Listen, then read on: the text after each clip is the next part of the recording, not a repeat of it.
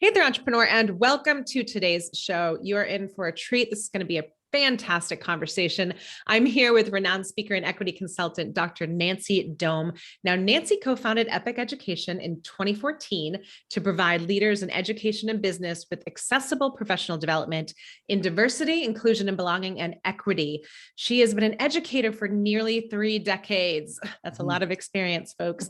And she's taught in places like juvenile court systems, community schools, with a focus on teaching our most vulnerable students. And now, folks, she is bringing not only her information here, but she's bringing her transformative approach to the masses with the release of her new book, Let's Talk About Race and Other Hard Things. And she's providing through that book, guys, a framework for having conversations that build bridges, strengthen relationships, and set clear boundaries. So Dr. Dome, thank you so much for being here with me today. Oh, thank you so much. I'm glad to be here. Thank you. Yeah, I mean, I have to say, I was telling you earlier, I started reading the book and I absolutely love it. It's just got some really great information that you can put in play, which I love. But before we jump into that part, can you give our listeners some background as to how you kind of got to where you are today? Yeah, it definitely was not a direct journey. I initially, when I was in school, when I was young, I wanted to be a psychologist. I love people and working with people, and that was my journey. And my undergrad was psychology, and then I went to graduate school to get an MSW. And in the process of, literally showing up for school, they told me that the program had been canceled. Yeah.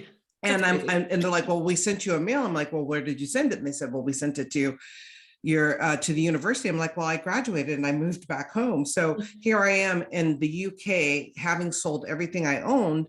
And they're like, well, since you're here, we can offer you a master's in business or a master's in curriculum and instruction. And I thought, well, I don't know jack diddly really at that time about business and no interest. And so I chose curriculum and instruction, and it put me on this path of being an educator. If you would have told me I was going to be an educator, I would have never, ever believed you. But I also believe, and I think this really speaks to entrepreneurs in general, is that when opportunity shows up, you take it. Like it may not be a part of your plan. You may have this grand plan, and I think you need those to start going down a path. Right. But if you're so married to the one way of doing it, then you miss a lot of opportunities. And so, you fast forward now to having had, over 30 years of teaching experience, and now, running a company that really focuses on, how do we support educators and businesses to really creating space and belonging for all employees, regardless of their race or religion or, whatever, to make sure that they're there. But it really was, I think the biggest piece is being willing to go with the flow when things show up, and recognizing that just because I didn't think about it doesn't mean that it's not something I shouldn't do. Yeah. I mean, when I read that in your book about you just like showed up in the UK and they were like, school's canceled, and you just rolled with it. I was like, holy shit. Like that is a pretty big, roll with it, considering, like you said, you had sold all your stuff. You're in a foreign country, but wasn't there another piece that happened after that where you went to a different country and played sports? Where you just decided I'm just going to go do this too. Yeah. Well, and yes, I met someone on the bus, and I happened to be on the cover of a magazine, and he's like, you want to come try out? And, the one thing I will say was 5 years straight. So, doing your K-12 compulsory, then doing, my undergraduate, and then going right into my graduate, I was really tired. And so I was ready for a change. So when I went to Belgium to play volleyball, it was great because I got paid to play volleyball. But because I was there and there was a military base there, they actually said, well, you have a master's or the beginning of a master's in education. We need a substitute, and there has to be American. You don't find that many American teachers roaming around Belgium. So I ended up doing that. And that again was the first place of like, oh, I like kids. Oh, I like this, and then just going with the flow. Yeah. I love hearing. I mean, it was very impressive when I was reading it. I was like, damn, friend, who knew what was going to happen? And you just jumped in both feet, which is very entrepreneurial of you. Yeah. So then, the volleyball thing ends. And then what happens after that? I go back, I finish my master's, and I come back to the US in 91, and I get a job working as a childcare worker. So again, kind of shifting back to that original thought and thinking, and then realizing very quickly within the first couple of months that I didn't have the heart for it. And when I say that, it's, our childcare system is understaffed, it's undersupported. I almost feel like sometimes, and I know that they're trying to do the best they can, but we become the people doing harm in the process of doing it. Okay. And I realized that I couldn't be a social worker in a system where the caseloads were so big that you actually couldn't give the families and the kids the attention they needed. So, and that's where I discovered juvenile court and community schools, because I knew that I found my population. I just hadn't found exactly how. And so I shifted over to the teaching side, went back to school, and it turned out that my master's actually covered probably 3/4 of the teaching credentialing courses that I needed. So it was a very quick down and dirty for me to get my credential. And then it took longer to get my first job because I had to work under contract again. Coming from a poor family, there was no money. And so teaching, all around, there's so many things that need to be reformed about it. But this notion that student teaching, you pay to student teach. So you work for 3 months and you work for free, and you're paying the university to do that. And, unless you have familiar support, family support, or you just are in debt, you just, by the time you're done, and we're not paying a lot as teachers to kind of reconcile the amount of debt that you end up in. So I really needed to wait till I was under contract because there was no money. There was no way that I could get any support. So it took a little bit longer, but I ended up getting a contract to do my student teaching. And then it translated into a full-time position when I was done. Wow. Yeah. I mean, that just seems rigged. There's so many things that are broken. It just there's so many things like that. I'm sure you feel the same, that I hear and I'm like, this common sense isn't common kind of thing. Right? Come on, folks. You just pay to do it. What the, I have some explanations around that. So then take us to the next chapter. Next chapter was, teaching for 10 years in the juvenile court and community schools, and then becoming a university professor, again, always taking advantage of the opportunities presented in front of me. So there was a program called Distinguished Teachers in Residence where you could go teach at Cal State San Marcos. You maintain your tenure and your job, but they basically borrow you for 2 years on the exchange of providing services back to the district. So I kind of knew when I got accepted at that, and it was a nice way to test the waters to see if higher ed was something I might be interested in doing. That I did that for 2 years while I still had my teaching gig. And I decided to go back to school. And so I went back to my alma mater that happened to be bringing back volleyball. And I was Division I, but they brought it back as an NAIA school. And they paid me to coach, which wasn't enough money, but I'm like, I don't need money. I want an education. So I ended up getting my doctorate that way. That's fantastic. And I'd be remiss if I didn't ask you, all that time doing the work that you were doing, how you avoided burnout with all that. I hear it so much. That's I think for me, I think that what kept me engaged was the fact that even within that 10 years that I was in court schools, I was a mentor teacher, a teacher on special assignment. I like change. I like to be innovative. I like to create things. And so I don't know that I could have kept it going if I just stayed in the classroom the whole time. But I had the opportunity to really be creative and to train other teachers and to do things like that. And I think that's what, kept, and it's still to this day. I mean, if there's anything to know about me, it's that I'm an innovator, and I like to create things, and then I kind of like to let them do their thing. And that's, that's kind of what it was with even with Epoch right now. And then now me moving into my own brand, and moving away from Epoch because I'm ready to do, Epoch Education is a solid business. It's thriving. It's got amazing employees who are, just nailing it. And I feel like, I've done what I needed to do to kind of get that started. And now it's time to, what's the next thing for me to do to keep me engaged and on the top of my game in this work. Yeah. Smart. So how did Epoch come about? Discontent. That's usually, I was thinking the answer would be something around that, but I just wanted to test the waters. Yes. 100%. I mean, so the thing with me also is that I realized very early on that I can't do things that I don't love. And I love teaching. And so when I left teaching, it wasn't because I didn't want to teach anymore. It's because I wanted to have a greater impact. And then I went into the private sector and I loved that, but there was some friction between me and my employer. And literally we were having a meeting where we were talking about kind of the next steps for the company. He did this thing where he was making everyone reapply for their job. And interesting. Yep. Yes. And so, you know, and I had, you know, I had been thinking about doing something on my own, but I liked being an employee. I'm going to be real honest. I mean, I liked having a regular paycheck.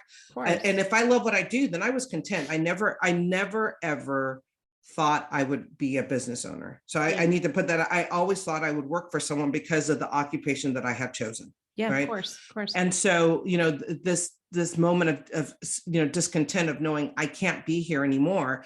And the opportunity when he said, we're reapplying for our jobs. And he's like, do you want to put anything else on the agenda? And I said, yeah. And he's like, what's that? And I was like, well, I won't be reapplying. And it wasn't until that moment that I knew that was my answer. Like I didn't plan it.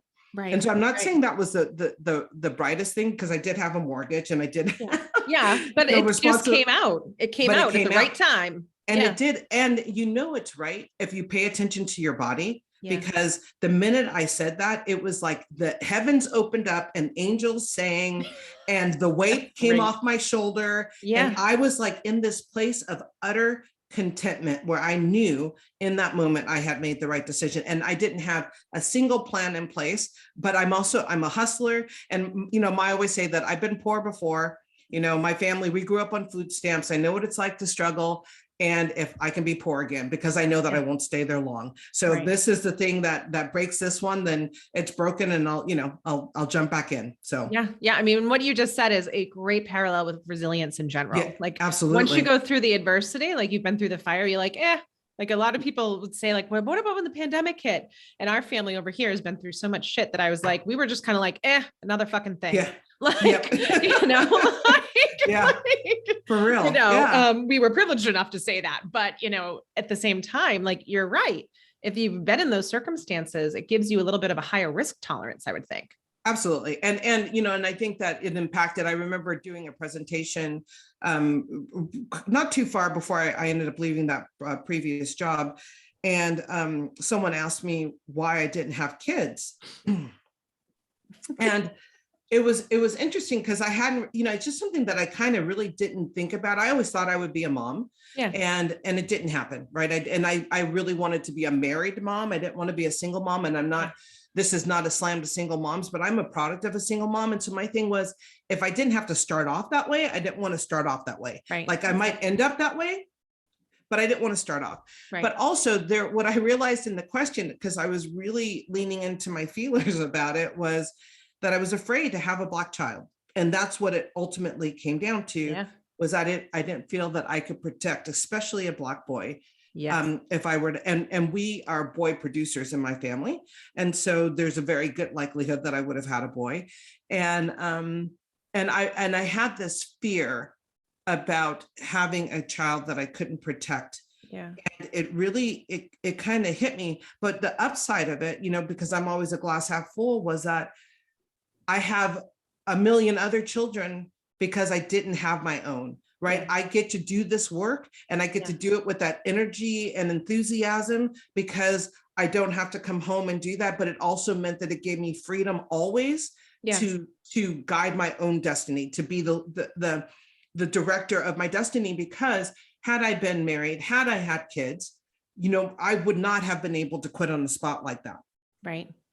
And so there has been, when I think about the larger narrative about, you know, particularly people of color and staying in dead end jobs and doing things, you know, I basically created a scenario for myself where there was not going to be a single reason why I had to do something that my heart and my soul was not in alignment with those things.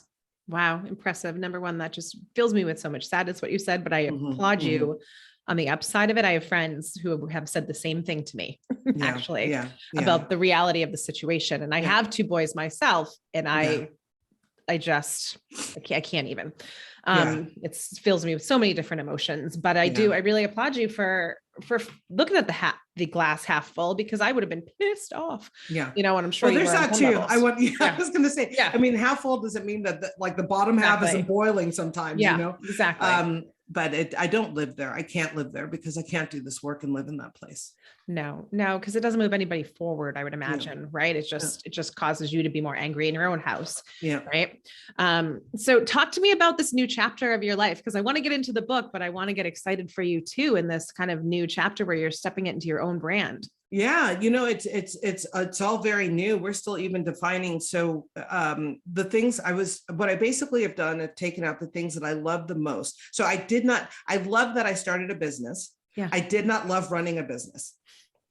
Okay. Yep. And I don't know if that means very visionary of you, very visionary entrepreneur of you, not gonna lie. Yeah. And also the one thing that I made a promise to myself is that I would not end up in that kind of founder syndrome where I outstay my usefulness for the business. Yes. And so, once I hired my current COO, I mean, she's insane how good she is. And I now know that I can step away. I don't need to know the day-to-day workings because I have her. And then I hired a CIO who is insane around programming. And so, great. So what I got to do now is they created the space for me to say, okay, what are the aspects that I love about what I have been doing for the last 6 years? And they really revolve around coaching. I love coaching. I love the one-on-one. I like small teams.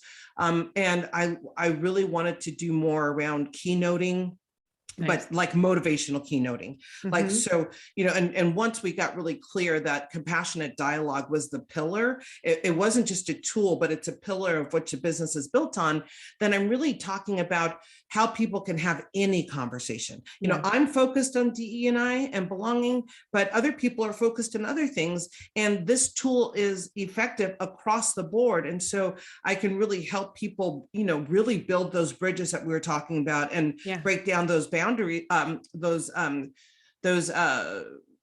the things that kind of get in our way, those barriers that get in the way of us being able to effectively communicate with each other. So that's kind of what the new brand is going to do, is really work with individual small groups or, larger keynoting and things like that. But it's really about taking those pieces that I love about what I do, which is connecting with people and, sharing my message and having difficult conversations. Like, I don't need you to agree with me. We just need to show up respectful, and then let's work through it, and let's get messy together. Yeah, get messy together. That is a perfect way to put it. I mean, and we had talked about before we came on here too, like I work with business owners who are petrified to say the wrong thing, do the wrong thing, be canceled on social media, that they won't even engage, period, which in itself isn't right either. So talk to us more about compassionate dialogue and kind of your framework around all of this, which is brilliant, by the way. Yeah, well, thank you. So what I'm going to do is I'm going to back up a second and talk about this idea of the cancel culture, right? And I think that exactly what you talked about is what's wrong with cancel culture in general, right? Yeah. I think there is a place for it.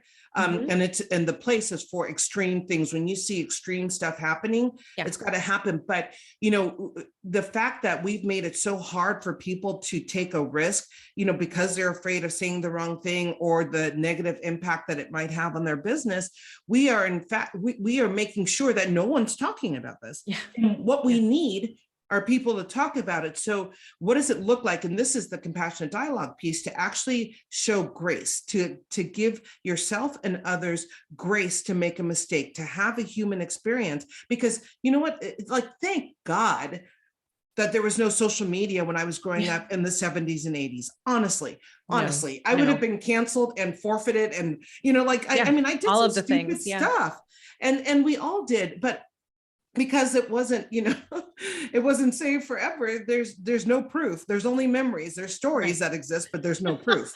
Legends. We'll call them legends. Okay, friend, legends, exactly. So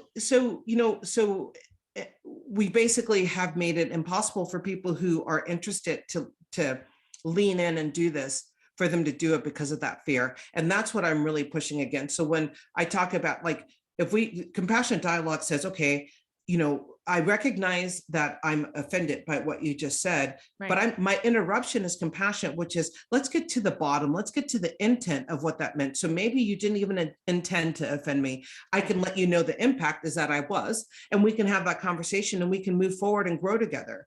And then there's like, if your intention is to offend me, then we can have that conversation too, where, I'm not going to let you off the hook for that. Right. But there's always grace and space for people to make a mistake and for us to heal from it. It doesn't mean compassionate dialogue. And I've heard a couple people like kind of criticize it in that, well, not everyone deserves to be, that not everyone deserves that you're, compassionate to them. And I'm like, the compassionate is not for the other person. No, it's for you. Exactly. It's for you, friends. Like, it's like why you don't hang on to anger. That's right. Because it's not about that you forgive because it's about you. That's right. That's right. And so when we know that the first R of recognize it for the protocol is that it's not about recognizing that what you said was stupid or that you were a jerk. Yeah. It's actually recognizing about what it did to me and what then I need to do to move this emotion through my body. Yeah. Right. Because that's what you can control. Right. And it's the only thing you can control. Exactly. Right. And so when I then interrupt, I'm interrupting with the intent of healing the hurt inside of me, and also with the intent of seeking to understand your purpose. Because if you do have a malicious purpose, then my repair is that I'm going to let you go. Like, that's when I cancel you. But to cancel you before I even understand, and then this retro canceling is driving me crazy. Like, someone did something 20 years ago, but if I'm apologizing and like what the person I was 20 years ago is nowhere near the person I am today. Exactly. And so there's got to be, again, grace for that 20-year younger person to say, you know what, I made a mistake. And with what I know now, I would never do that again. And I make amends with those people that I harmed in my path. That's what we should be looking at. But to go back and pull footage of, people doing, crappy things 20, 30 years ago, who have changed, who have done things. This was kind of the argument, people just like slamming Kobe Bryant about his past. I mean, Kobe was 17, 18 years old. I'm not saying it wasn't okay, but he 17, showed us 18. He showed us who he was as an adult. He made amends, and he did the things he needed to do to support and promote, women and sports and this respectful, piece. And, I think God is good because you always get what you need. And, he got girls, he got, he got daughters. But, people were just like, they never let him ever live that down. And it didn't matter what he did, what he was doing.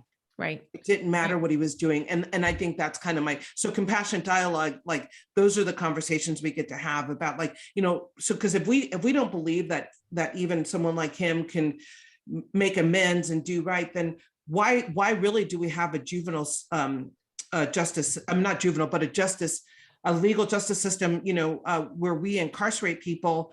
And honestly, I mean, if we're honest, our whole process around the justice system is the same, where we don't actually forgive. Because if we actually forgave, then people who got out of jail wouldn't have the rights stripped for them, would be able to get jobs, would be able to secure living, would be encouraged and supported not to repeat their offense because they can't survive. Like, we are setting them up for failure. We are ensuring that they stay part of the system. Right. And as entrepreneurs, especially, like, we should be embracing that to some extent, because the ability to be an entrepreneur is the ability to kind of restart, right? Fuck it up and start it again. And there's a difference. I feel like I see this a lot because I actually have some clients that are in AA, and different things like that. And we talk through a lot of things around where people are holding different, like, they still think of them as the person, pre the program. That's right. So they can't do anything about it. Right. So, but it hurts their business. And it continuously, it's almost like, how long does somebody have to pay for something, like in a cheating marriage or any of those types of things? That's right. But I think, to your point, we're just so quick. We're so quick that we don't even give a moment for an explanation. But what do you say to people who said it doesn't warrant an explanation? They lost their ability to give one. Yeah, well, I mean, and so again, this is the compassionate dialogue, is that you really put the responsibility on that person to, if you're asking the right questions in your interrupt, the onus becomes that of the person to say why they're not going to forgive, why they're not going to. And so it takes us out of this defense mode, because usually we are always defending. We're trying to defend our perspective. But if I'm not worried about defending my perspective, and I'm truly seeking to understand what your perspective is, then I'm asking you a lot of questions. And if you can't answer them, that's part of the answer. Like, you don't even know why you're mad. You don't know why you can't forgive. Like, what is it triggering in you that someone who made a mistake 30 years ago can't ever, rectify that, can't ever heal from that, can't ever, and so, and again, the one thing I will say about compassionate dialogue, to also be clear, is that repair, I always say that repair is sometimes divorce. So repair doesn't mean that it's all, warm and fuzzy and we're all, all good. Could be that we are no longer connecting with each other, that we have severed the relationship, whether it's a friendship or romantic or whatever, or business that I've, for me, my repair was leaving my job. Like, I knew that I had to do that. And so as long as we understand that it's that this whole fairy tale that we've been, kind of weaned on, growing up, whether, the Protestant work ethic of work hard and get, like, there's always disappointment. There's always those things. And sometimes the repair is that we just got to let it go. Sometimes the repair is that we move on. It's not that we're going to necessarily, be friends at the end of it. But what we're going to promise to do is that we're going to get through it in a way that I can feel good and my integrity about who I am and how I've chosen to communicate with you. Yeah. But I think you hit the nail on the head about who you are. Right. Like, it's about being able to understand where you stand in your own self and being confident enough in that. And my concern falls in the fact that people aren't. And I think that, like, to your point, a lot of people are worried about that instant cancel or that instant thing, but it's also misplaced anger. Right. There's so much of that has nothing to do with the situation at hand, and that the people may not be as confident in themselves to be able to stand in the ring and have a conversation like that. Right. Yes. Right. And they will never be confident if that is how we react or respond every single time. Yeah. And so, it's like a child. Like a child, if you keep yelling at them every single time they do something wrong, that's just going to, I'm going to bring my girl Brene Brown into this and say, like, it's just going to divulge into shame. And then we're never going to get anywhere with it. Right. And that anger, people hold on to their anger because it really is a defense mechanism. And the anger keeps us from love. I mean, there's only two emotions, right? And if you're, it's fear or love. And so when we're sitting in anger, it's really more, it's about fear. Yeah. And I mean, and we're wired fear of the unknown, fear of outside of our group, fear of, X amount of things. Right. But I think to what you alluded to before is that we as a society, and we talk about that a lot here, and I talk about it too in my business, is that we voted kind of the bad emotions off the island, right? Like, we're not allowed to feel, we're not allowed to admit fear. We're not allowed to admit anger. We're supposed to be happy-go-lucky with everything. But when someone pisses us off, if we could admit that triggered me, like you just said, like, then maybe we'd move forward with it. Right. Yeah. And it's bringing that emotion to consciousness. Right. Because it's there. The anger is there. But if we don't address the anger, then it just kind of festers. Right.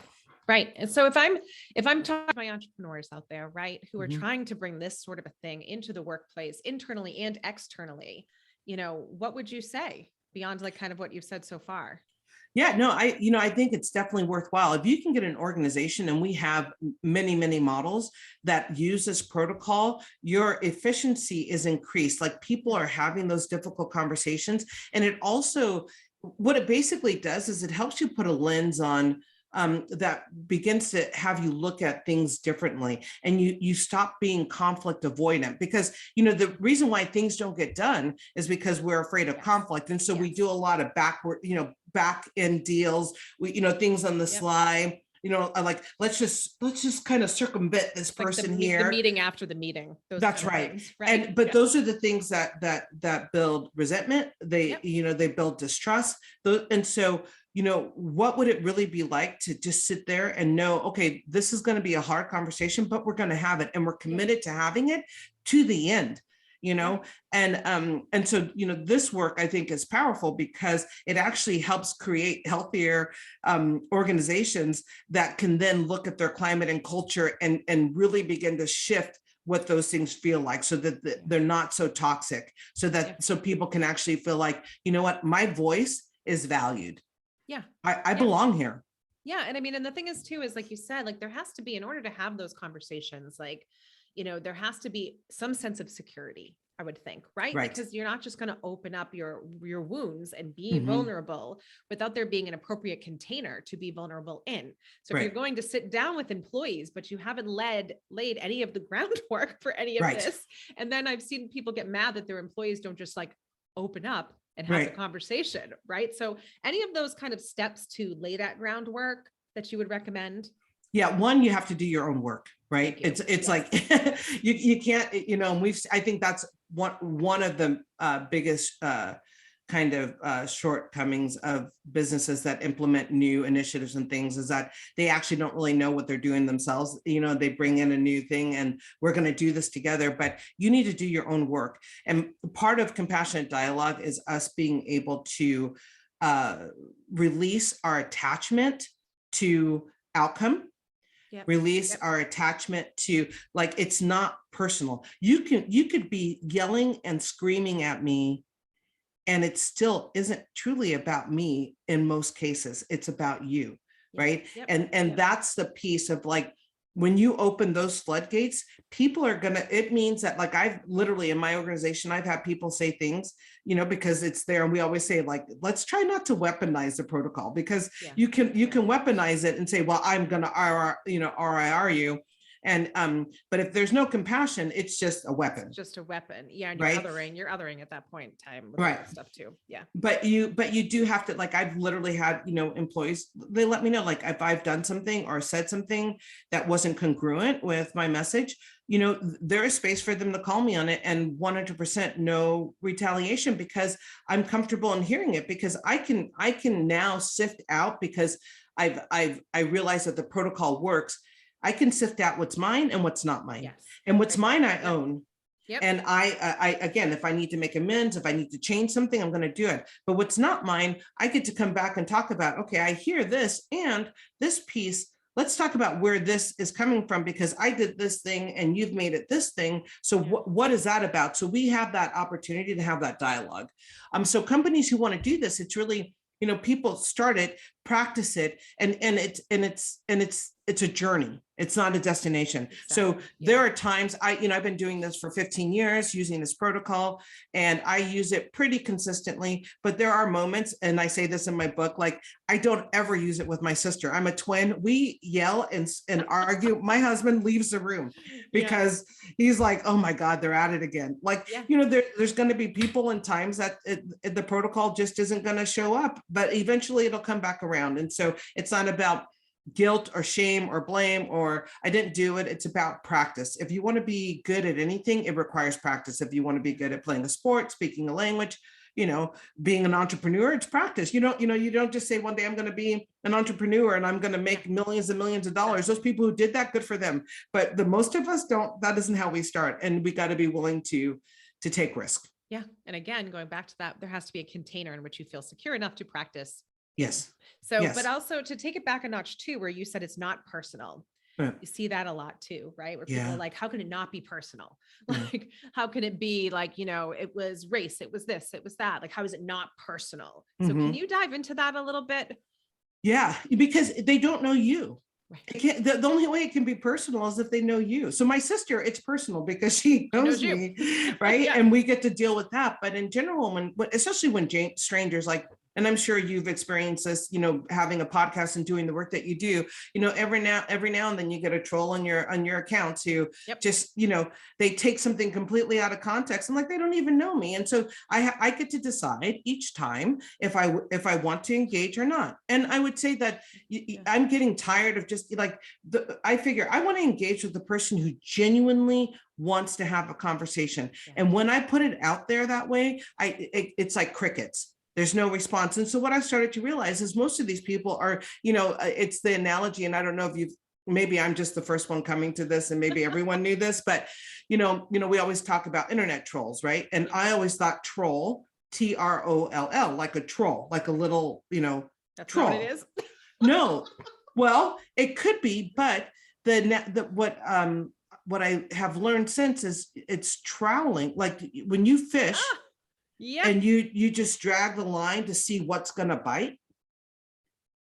Well, news to me too. Apparently we're both in the same boat. Well, and maybe it's not, but way more sense. But it made a lot of sense. It's like you're troweling for a bite. So when they make these comments, if you don't bite, they disappear most of the time. But if you do bite, you've now they've got you, like, and you're the fish that just caught their bait, and now they're gonna keep at you until they catch you. So it was just an interesting thing. But actually that switch for me was like, oh, well, then I don't need to engage with most of these, because most of these people, if they truly want to engage with me, would find another way to do it. Right. Yeah, they're not going to sit there. That's not about you.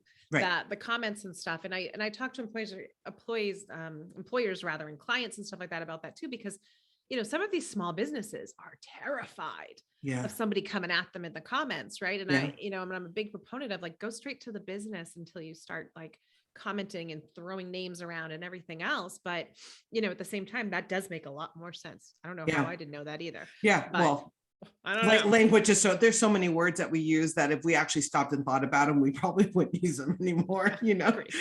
The meaning becomes true. So, but but I think I love what you're saying around, it isn't personal. And I talk to clients a lot about like that's not your shit to own. Yeah. Like that's that person's like thing. What can you control? What's your shit to own? But you have to your earlier point, have done some of the work. You can't just wake up tomorrow and decide, oh, that's not mine to own. Yeah. Too bad, folks. Like then nobody would own anything. Right. And it is, and it really is, and being willing to own what is yours, because sometimes that's painful. I mean, there's plenty of times where it was me and I deserved whatever I got, and, being able to come back and make amends and do it in a way that was authentic, like truly make amends for it. And through my behavior, show them that I meant it, that I'm serious about it. Right. Thank you for that behavior. And it's behavior, because, people can talk, and we see a lot of talking happening, but it's really about your actions, and your actions are what people are really listening to. Yes, they are. And how you make them feel, right? Yeah. Like that quote, right? About, like, they're not interested in the other stuff. They're interested in how you make them feel. That's right. Yes. And, the way that I look at it is, if you're an asshole, to be blunt, if you're an asshole, regardless of where you come from, what your background is, if you're a horrible person, you're a horrible person. Like, if you make me feel horrible, like, that's a distinction. Like, that has nothing to do with anything else. But on the flip side, like, that's just another reason to connect us all as humans too, around that same thing. I don't know if it just made sense. Right. But and no, it absolutely made sense. And I will just take that another step, is that it is it's about how you make me feel. I also get to own that piece. You can only do to me what I allow you to do to me. Yes. And that's crucial. Like, you can still be an asshole, but if I acknowledge you're an asshole, to continually allow you to hurt me is on me. Yeah. Right. Like, you can't do to me what I don't allow you to do to me once I figure it out. So I want to acknowledge that there is a space of us figuring it out, because, and how many times have we had someone that we thought were, they're on our side, but there's that little kind of passive aggressive, insidious kind of things that happen. It takes you a minute, but the minute you figure out and you ascertain their true intent, at that point, we have the control to then, like, I'm not going to let you hurt me anymore. Right. And it's active process. It's not something like I just say it and it's done. Exactly. It's an active process. Yeah. And people get more comfortable with the discomfort, and they prefer to stay there. Right. Sometimes then there's like the adage about the dog sitting on the nail is more comfortable sitting on the nail than getting off the nail. Yeah. In those situations. Yeah. So, but I think in terms of, business as well, I think you have to have kind of that level of confidence as an entrepreneur in yourself, in your business, and know where your level of integrity sits, and whether or not it can be quaked, and then actively own whatever the fuck you mess up on. That's right. Absolutely. And that integrity piece is crucial. In my mind. It's like, every decision I make is from my heart. And it really is. I mean, and maybe even to to a fault, as my COO will tell you some things like, we need to give this away, and she's like, we can charge for this. And I'm like, but I made a commitment, so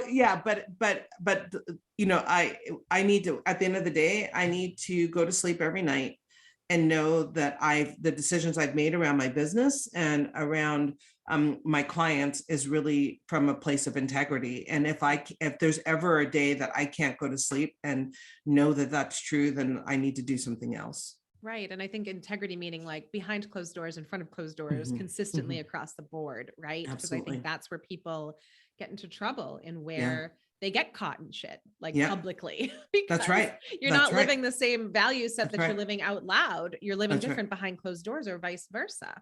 That's right. So, usually the first one on that.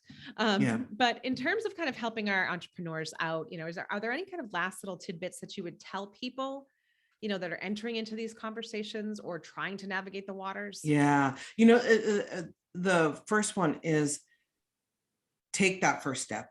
Like that first step is always the hardest, be willing to be vulnerable and know that actually being vulnerable is your strength, that it's not a weakness. I think that we have conditioned, our society to think that, tears or vulnerability is a weakness. And I think that that's why we can't connect with each other, because we each have this kind of facade, this mask up that we think is protecting us, but actually what it's doing is it's keeping us separate from each other.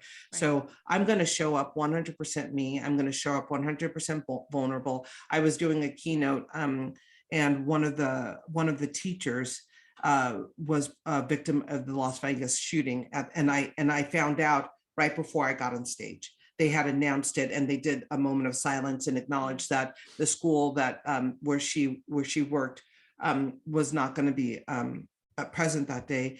And I couldn't stop crying. And so they called me on stage, and I just I need a moment to I need to grieve in this moment, because I can't do this talk that I'm going to do for you for the next 2 hours with all this emotion in my heart. So, and so everyone, I mean, literally it's, 150 people were all crying, but it was like that moment of release.